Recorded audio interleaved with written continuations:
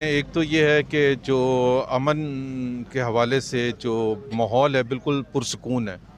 कहीं भी मैंने ऐसा कोई नाखुशगवार वाक़या नहीं देखा अभी तक।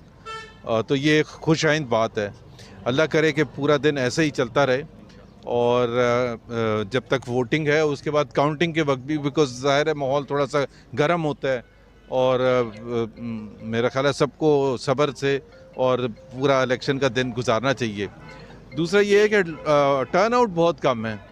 टर्न आउट हम एक्सपेक्ट कर रहे हैं कि थोड़ा सा बढ़ना शुरू होगा, लोग आना शुरू होंगे ज़ोहर की नमाज के बाद, क्योंकि रमज़ान है और वीकडे भी है, वर्किंग डे है। तो ज़ाहिर है लोगों के लिए सुबह सुबह निकलना ऑफिस टाइम पर, जो लोग ऑफिस गए हैं तो वो तो ऑफिस उन्होंने जाना था, जो लोग रोज़े से हैं वो शायद ज़ोहर की नमाज के लिए जब निकलेंगे तो फिर आएंगे। इसलिए हमने कहा था कि वोटिंग का टाइम थोड़ा सा बढ़ा दिया जाए, लेकिन वो इलेक्शन कमीशन ने बात मानी नहीं थी। लेकिन जाहिर सी बात है किसी एक पार्टी को इस पर कोई बेनिफिट तो नहीं है, सबके लिए सेम माहौल है। अच्छा, कल आपने बड़े खदशात का इज़हार किया था, उन पॉइंटों के ऊपर सिक्योरिटी सख्त है, क्या मसला है, क्या वो सूरत भी ठीक है इस वक्त उन जगहों पे? बिल्कुल ठीक है।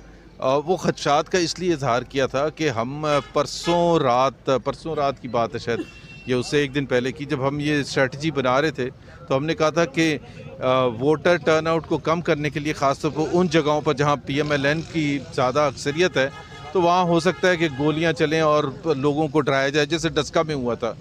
और फिर उस दिन रात को आपको पता है कि PSP के दफ्तर के बाहर वहाँ गोलियाँ भी चली।